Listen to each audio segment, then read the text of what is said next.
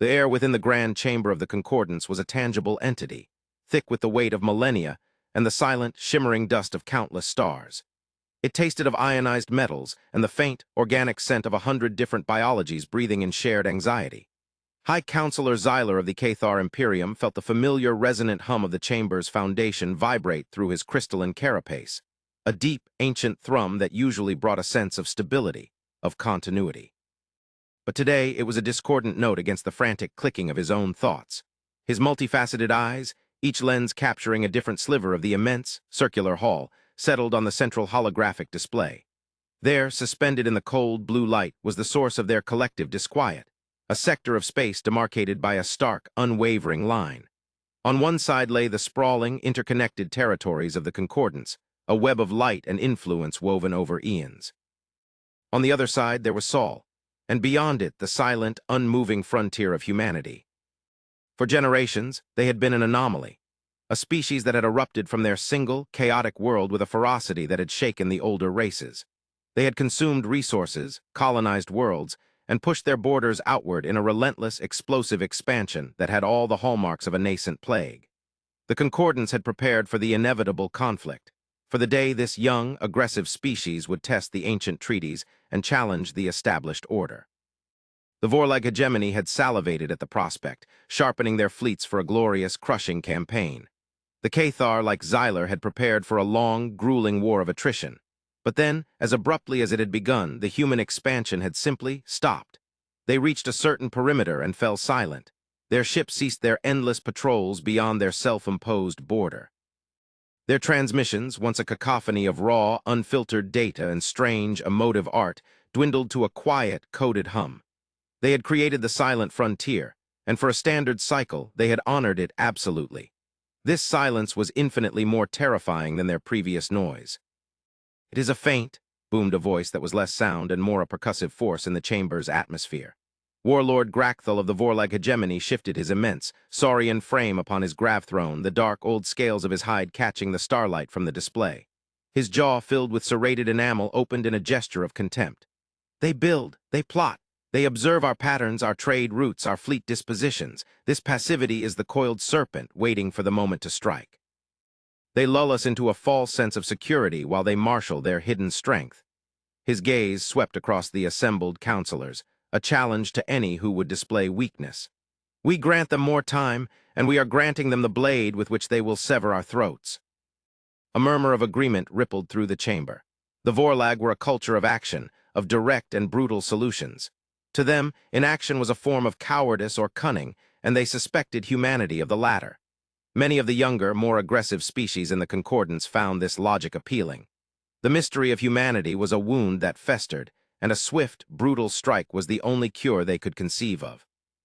Xyler allowed the vibrations of Grakthal's speech to settle before he projected his own thoughts, a calm, layered resonance that contrasted sharply with the warlord's guttural pronouncements.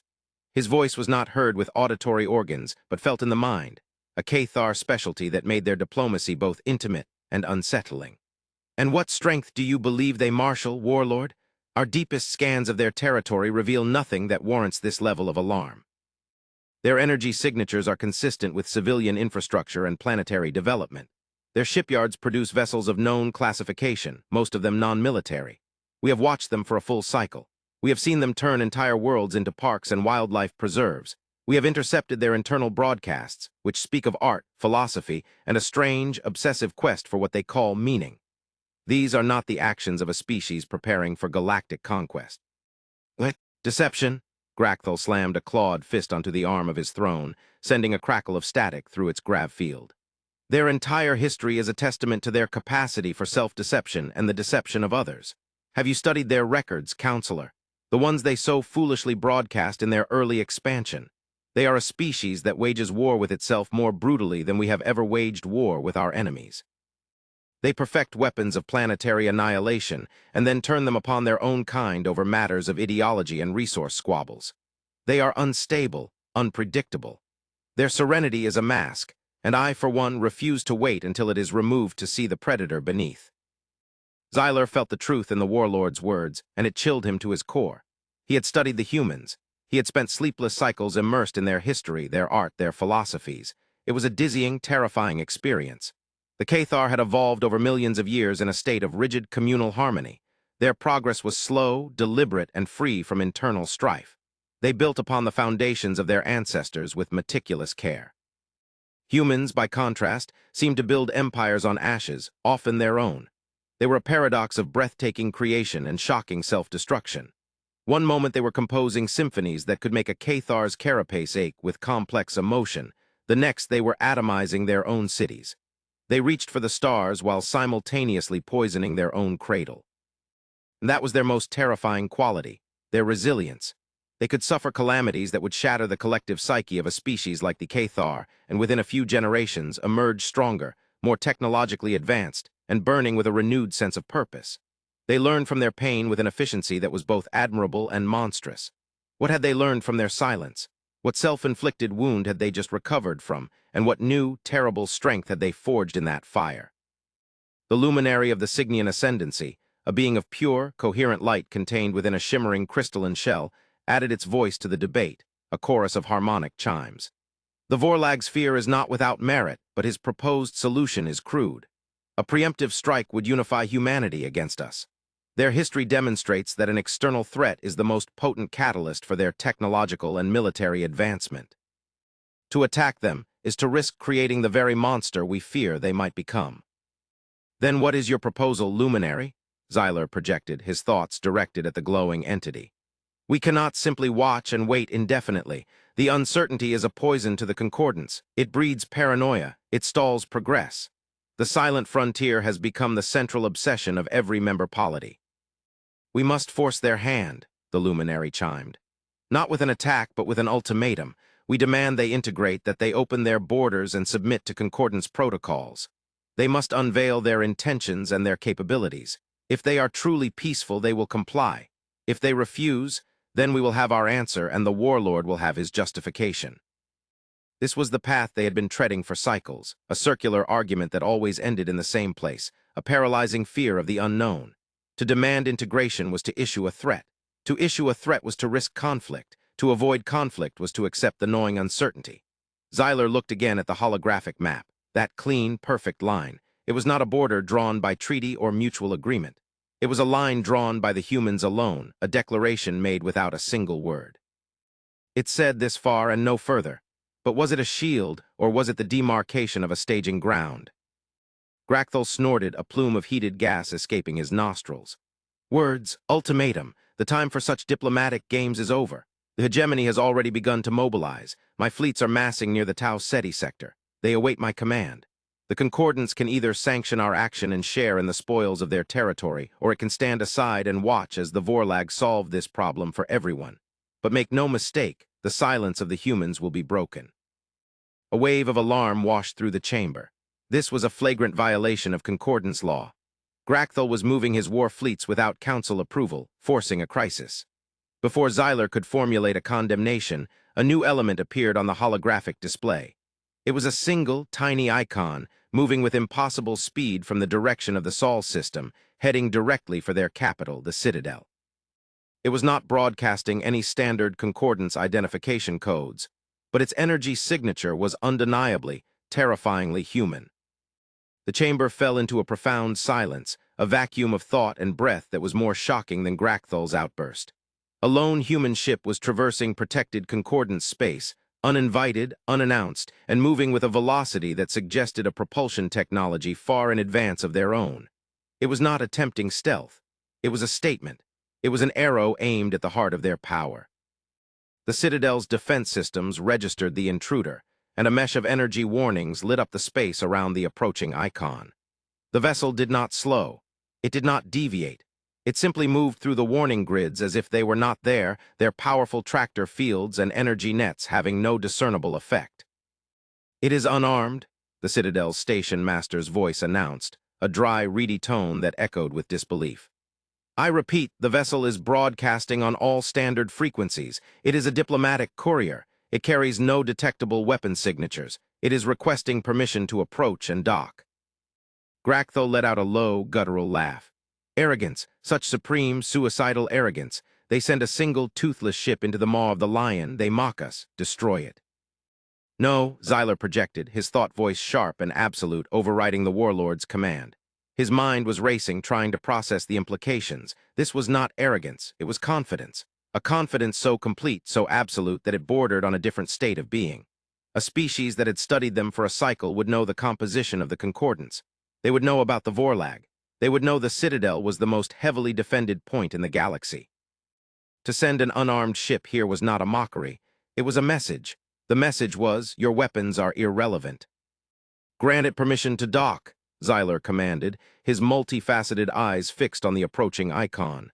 Let us hear what the humans have to say. The tension in the chamber transformed.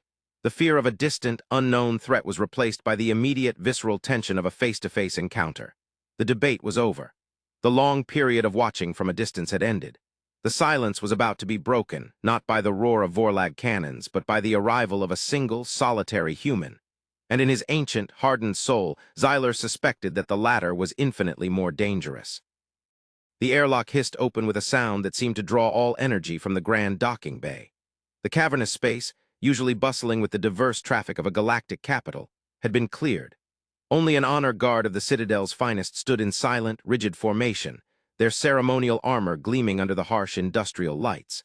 Xyler stood with the luminary and a reluctant, simmering Gracthal on an observation platform overlooking the scene. The human ship was small, even by their standards, a sleek, featureless vessel of a dark, matte material that seemed to drink the light around it. It bore no markings, no insignia, no ostentatious displays of power. Its simplicity was its most unsettling feature. The ramp lowered, revealing a single figure standing in the doorway. It was a human female, dressed in a simple, dark blue uniform that was as unadorned as her ship. She was of average height for her species, her posture straight, her movements economical and precise. Her face was calm, her expression neutral. She carried no visible tools, no weapons, no diplomatic pouch. She was utterly, terrifyingly self-contained.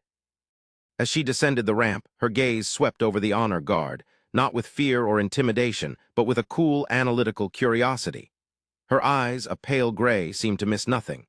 She walked with a steady, unhurried pace across the deck to the designated reception point, her footsteps the only sound in the vast, silent bay. "I am Ambassador Evelyn Reed, representing the Terran Alliance," she said. Her voice was clear, calm, and carried through the bay without any need for amplification. The universal translator rendered her words into the native language of each listener, but it was the tone that struck Xyler. It was devoid of artifice, of the carefully modulated cadence of a diplomat trying to persuade or deceive.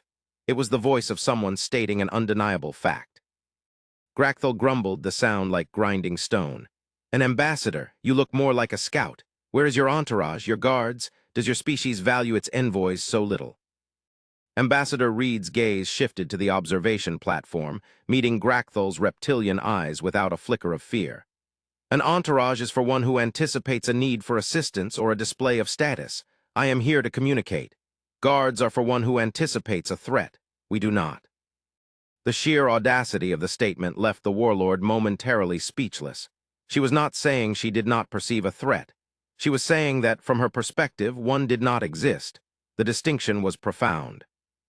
The delegation was escorted to a smaller, more private audience chamber, one designed for sensitive, high-level discussions. The air was still thick with tension. Ambassador Reed sat at the polished obsidian table, declining the customary offering of nutrient gels and vaporized stimulants.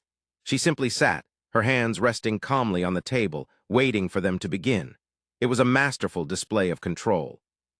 She was the guest, the intruder, the representative of a species on trial, yet she held all the power in the room. Xyler decided to forego the usual diplomatic pleasantries. The situation had moved far beyond them. "Ambassador Reed, your arrival is unexpected. Your unannounced and unescorted journey through concordant space is a severe breach of protocol. Your species has maintained a deliberate and unsettling silence for a standard cycle. Now you appear at the very heart of our government. You must understand that your actions have caused a great deal of concern." "I understand," she replied, her voice maintaining its steady, even keel. "Our silence was a necessary period of introspection and consolidation. We observed, we learned, not just about you, but about ourselves. It was determined that our previous trajectory of rapid, unchecked expansion was unsustainable and, more importantly, unwise."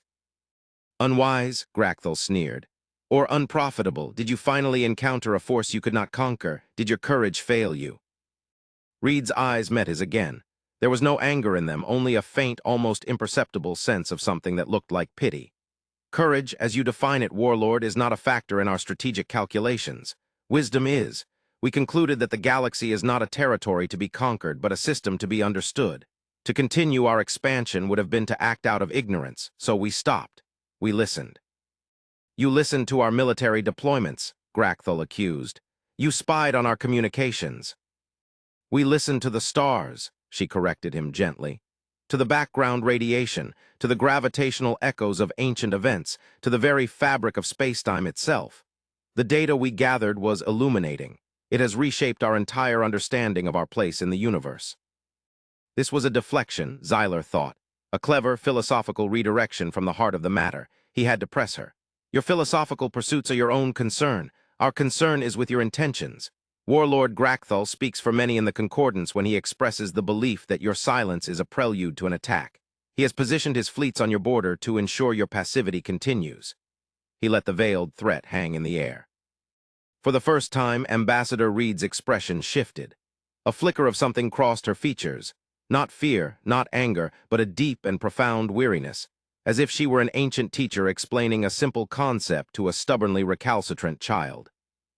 Warlord Gracthal's fleets are a matter of deep regret, she said, her voice now imbued with a quiet gravity. We had hoped this could be avoided. We had hoped that you would see our lack of aggression as a sign of peace, not an invitation to war. The mobilization of your armada has forced our hand. I am not here to negotiate or to plead. I am here to deliver a final warning. Gracthal laughed, a harsh, barking sound. A warning? From you? A single, unarmed woman in a toothless ship? Your species has no fleet to match the hegemony. Our intelligence is clear on this. Your military might is a fiction, a bluff to scare the more timid members of this council. Your bluff is called. You misunderstand the nature of our power, Reed said softly. You think in terms of fleets, of weapons, of kinetic force and directed energy. You are assessing our capacity for violence. It is a fundamental miscalculation. Our goal has not been to develop better weapons. It has been to render weapons obsolete. She raised her left hand and touched a device on her wrist. It was not a weapon, but a simple communication link. The Vorlag fleets have now crossed the line of demarcation you saw on your star charts, the silent frontier. We politely requested they halt their advance. They have refused. She looked directly at Gracthal, her gray eyes holding his with an unyielding intensity. I must now insist that you order your fleets to stand down and withdraw immediately. Their presence is a violation of our sovereign territory, and while we have no wish for conflict, we will not permit this transgression to continue. Gracthal's scaled face flushed a dark shade of crimson. He rose from his chair, his immense form towering over her. Your insistence is noted and discarded. My fleets will continue their advance. They will pacify your border worlds, and we will finally see the truth of humanity's hidden might. You have no power here, little ambassador. You have no power at all. Ambassador Reed did not flinch. She did not raise her voice. She simply held his gaze and said with a chilling finality, "Very well, you have been warned." She tapped her comlink again. Authorized demonstration protocol Aegis. Live feed to the Concordance chamber now. The main wall of the audience chamber shimmered and became a high-fidelity screen, showing the view from a human observation post on the edge of the Tau Ceti sector. The image was stark and silent. In the blackness of space, the Vorlag Armada was a terrifying sight. A vast collection of warships, bristling with weapon emplacements and radiating waves of raw power, moved in a relentless, perfectly coordinated formation. They were the embodiment of galactic military might, a force that had shattered civilizations and carved out an empire through sheer, uncompromising brutality. They crossed the invisible line of the human frontier, their engines flaring with aggressive intent. And then nothing happened. For a long, tense moment, the fleet continued its inexorable advance. Gracthal let out a triumphant snort. You see, a hollow threat, your Aegis is nothing. But Xyler was watching closely, his Cathar senses attuned to subtleties others might miss. He saw it first. A faint shimmer in the fabric of space itself, like heat haze over a desert plain. It was almost imperceptible. The lead Vorlag dreadnought fired a warning shot, a lance of pure plasma that could core a small moon. The lance traveled for a microsecond and then simply vanished. It did not impact a shield. It did not detonate. It just ceased to exist, its energy dissipated into nothingness. The Vorlag fleet commander, clearly confused, ordered a full barrage. A storm of plasma bolts, kinetic slugs, and gravimetric torpedoes erupted from the armada, a wave of destruction that could have scoured the surface of a continent. The wave surged forward, and as it met that invisible, shimmering line, it was erased from reality. Not blocked, not deflected. Erased. The chamber was silent. Grachthel's bravado evaporated, replaced by a stunned, slack-jawed disbelief. The Vorlag ships themselves now reached the line. As the bow of the lead dreadnought touched the shimmering boundary, it stopped. Not a sudden, violent stop, but a gentle, absolute cessation of all forward momentum. Its engines still burned with ferocious intensity, straining against the unseen barrier, but the ship remained perfectly, impossibly still. One by one, the entire Vorlag armada came to a halt, pinned against the border like insects caught in amber. They were not damaged. Their systems were still online. They were simply held. "What is this sorcery?" Grachthel whispered, his voice trembling with a mixture of rage and a dawning, terrible fear. "It is not sorcery, warlord," Ambassador Reed said, her voice still impossibly calm, though it now carried the weight of an unveiled god. "It is the Aegis Field. It is a perimeter defense system based on a controlled discontinuity in space-time. Your ships are not being stopped by a force. They have entered a localized region where the fundamental constants of physics are different. Forward momentum, as you understand it, is a mathematical impossibility. Your weapons cannot function because the laws that govern their operation no longer apply in a coherent manner. Your fleet is unharmed, but it cannot advance, it cannot fire, and it cannot retreat until we allow it to." She paused, letting the full weight of her words sink in. The implication was staggering. This was not a weapon. It was a categorical denial of the very concept of warfare.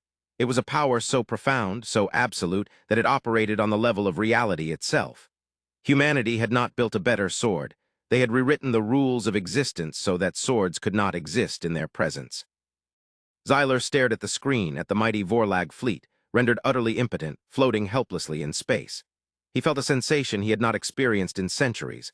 Awe, not the awe of seeing a grand nebula or an ancient artifact, but the terrifying, soul-shaking awe of confronting an intelligence so far beyond his own that it appeared supernatural.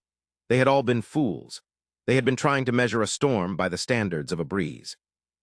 They had looked at humanity's silence and seen weakness, when they should have seen the silent, patient work of creation.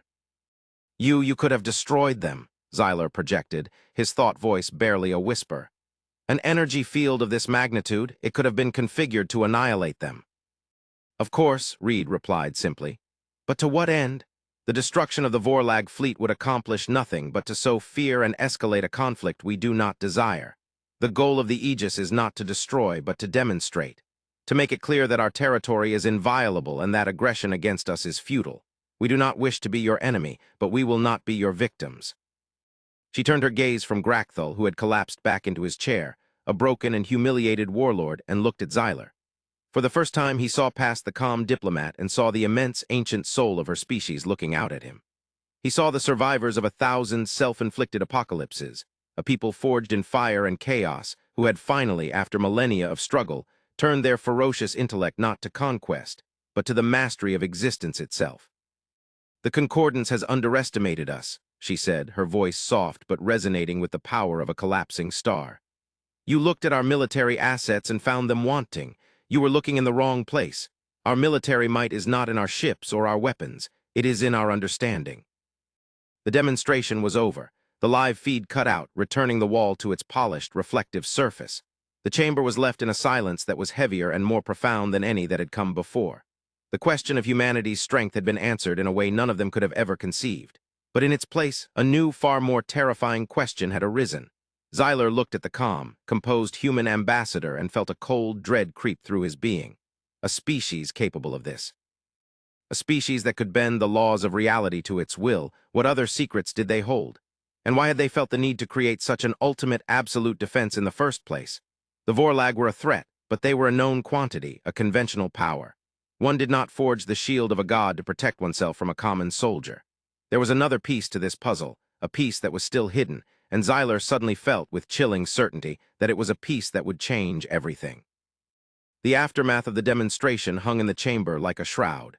Grachthel sat in a state of catatonic shock, his reptilian mind unable to process the scale of his humiliation.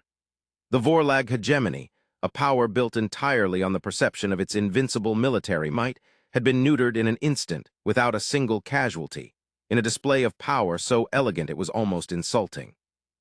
The other counselors, who had moments before been debating the merits of a preemptive war, were now grappling with a paradigm shift so fundamental it threatened their understanding of the galactic order. Power was no longer measured in fleet tonnage or weapon yields. It was measured in one's command over reality itself, and in that arena, humanity stood utterly alone. It was Xyler who finally broke the suffocating silence. He had spent the long moments of quiet replaying the events, not with the mind of a politician, but with the mind of a Cathar philosopher. The Cathar valued logic and causality above all. Every effect had a cause. The creation of the Aegis field was an effect of staggering proportions. The cause, therefore, must be equally staggering. Grachthal's armada was not a sufficient cause. It was a regional threat, a bully. The Aegis was a response to something else entirely. Why? Xyler projected, his thought voice quiet but clear, cutting through the stunned silence. He directed it solely at Ambassador Reed. You did not create this masterpiece of applied physics for the Vorlag. A conventional deterrent would have sufficed. A larger fleet, a more powerful weapon system. This is something else. This is absolute. A defense of this nature is only conceived when facing a threat that is perceived to be absolute. What did you find in your silence, Ambassador? What did you listen to in the dark? Ambassador Evelyn Reed's composure, which had been so unshakable, finally seemed to soften. The mask of the implacable envoy fell away, and for a moment, Xyler saw the weight of a terrible burden in her eyes. It was not the weariness of a diplomat, but the ancient exhaustion of a watchman on a lonely wall, staring out into an infinite, starless night. You are wise, High Counselor, she said, her voice losing its hard, formal edge and taking on a more somber, confidential tone. You are correct. The Aegis was not created for the Concordance. It was not created because we feared you or the Vorlag or any power within this galaxy. It was created because of what we found when we stopped looking at each other and started looking outward. She gestured, and the holographic display in the center of the room, which had been dormant, flickered to life. But it did not show their galaxy, with its familiar spiral arms and nebulas. It showed a far larger volume of space, a cluster of galaxies, including their own, hanging like islands of light in an immeasurable void. When our expansion stopped, she continued, we repurposed our frontier colonies. They ceased to be settlements and became the largest deep space sensor array ever constructed. We wanted to listen. We wanted to understand the universe in its totality. We were searching for knowledge, for a sign that we were not alone in a grander sense. We found one. On the display, a faint, almost subliminal pulse began to emanate from the blackness of intergalactic space. It was not a signal in the conventional sense, not a communication. It was more like a shadow, a recurring distortion in the cosmic microwave background radiation. A pattern. It is faint, Reed explained, her voice a low murmur. So faint that it is almost indistinguishable from background noise. A civilization that had not endured a history like ours, one of constant existential struggle and paranoid observation, would likely have missed it entirely. But we have learned to look for patterns in chaos. This one is ancient, impossibly ancient, and it is terrifyingly regular. The display zoomed in, focusing on the source of the disturbance. There was nothing there, just empty, starless space, but the pulse continued, a rhythmic heartbeat in the void. The pattern is a wave of consumption, she said, struggling for a word the translator could properly convey. It is not a fleet, it is not an empire, it is a phenomenon, a tide. It moves from galaxy to galaxy on a timescale that makes the history of the Cathar seem like the blink of an eye. It washes over a galaxy, and when it recedes, that galaxy is left, dark, silent, devoid of all complex energy signatures, of all signs of technological life. A deep, primal coldness settled over Xyler, a fear far more profound than any he had felt when contemplating war with humanity. This was not the fear of a rival. This was the existential dread of confronting an implacable, cosmic force of nature.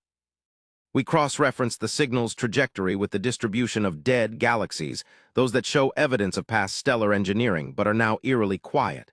The correlation is perfect. This wave, is a harvester. It feeds on the energy and matter of organized, technological civilizations. The luminary of the Cygnian ascendancy shimmered, its harmonic chimes now filled with a frantic, discordant note. That is impossible. No civilization could wield such power.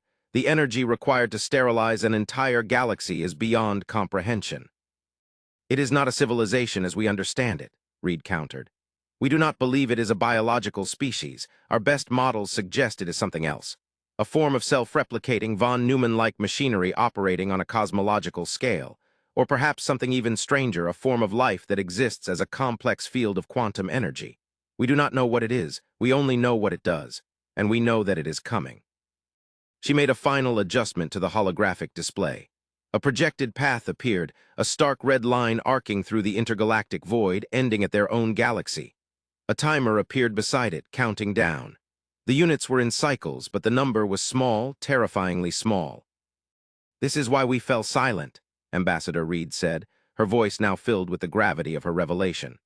"This is why we turned inward. All of our resources, all of our scientific and industrial might were redirected to a single purpose: survival. The Aegis field is not just a border defense. It is the first stage of a planetary shield system designed to make our worlds indigestible, to hide our energy signatures from the harvesters.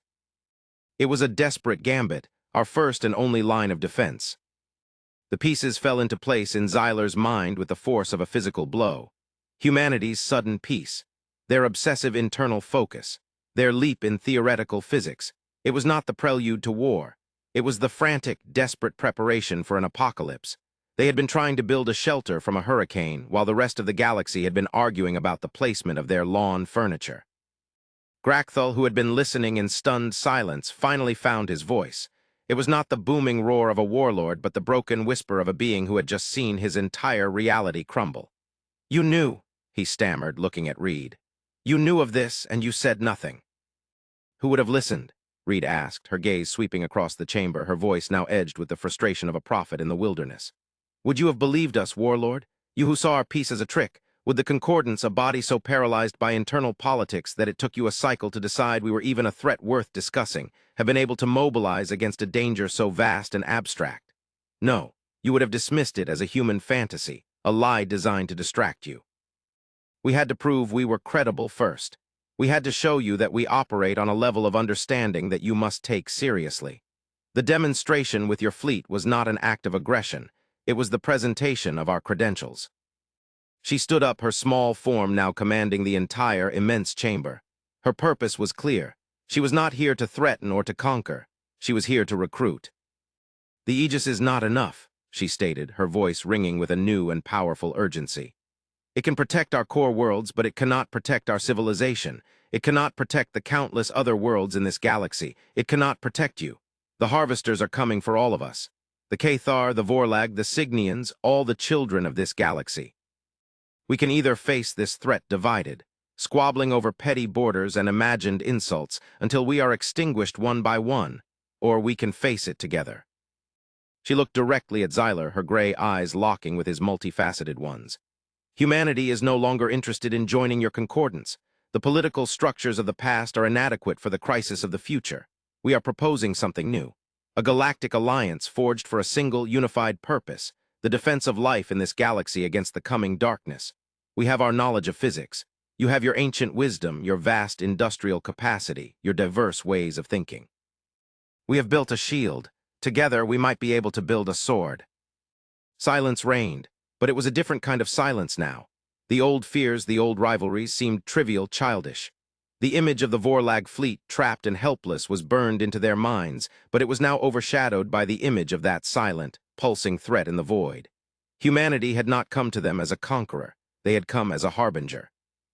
They had unveiled their hidden military might, a power beyond imagination, only to reveal that it was a woefully inadequate defense against a foe that dwarfed them all. Xyler looked from the human ambassador to the humbled Vorlag warlord, to the shimmering luminary, and to the holographic map that now showed the true shape of their existence. For so long, he had feared humanity for their chaos, their unpredictability, their terrifying capacity for change. Now he understood. Those very qualities, born from a history of endless struggle, were what had allowed them to see the truth. They were the galaxy's tormented, volatile, brilliant children, the first to look over the edge of the abyss and have the courage not to look away. He rose slowly from his throne, the resonant hum of his Cathar body, a deep, solemn chord in the quiet room. He inclined his head toward Ambassador Evelyn Reed. a gesture of profound respect that no Cathar High Counselor had given to a representative of a younger race in 10,000 years. "Your proposal will be considered, Ambassador," he projected, his thought voice carrying a new weight, a new purpose. The age of the concordance was over. The game of empires had ended. A new, far more desperate struggle had just begun. "Tell us more about this sword."